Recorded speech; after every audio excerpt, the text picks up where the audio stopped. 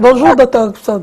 Bonjour. Oui, bienvenue sur le plateau. Nous sommes en train de parler de cette maladie et nous nous posons la question, avant que vous n'arriviez, je vous présente Cathy Etonde qui travaille avec le social.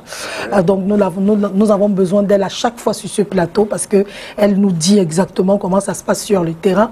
Le gros problème aujourd'hui, c'est qu'il y a Madagascar, il y a Monseigneur Cléda, il y a vous, il y a beaucoup de personnes qui travaillent depuis pour l'éradication de cette pandémie qui est la Covid-19 ou le Covid, je ne sais pas trop.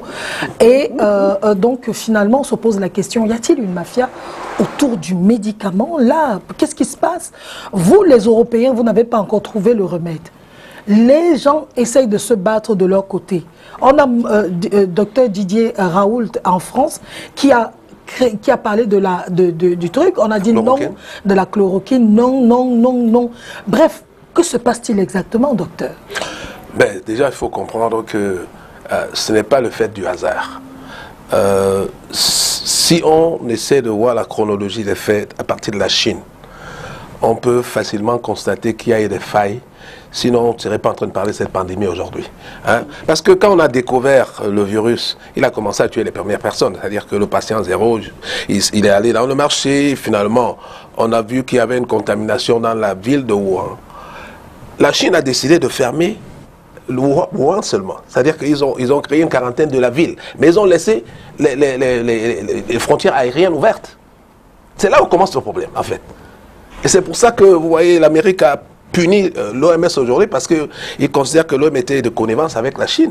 Donc, c'est un problème qui est au-delà de la santé.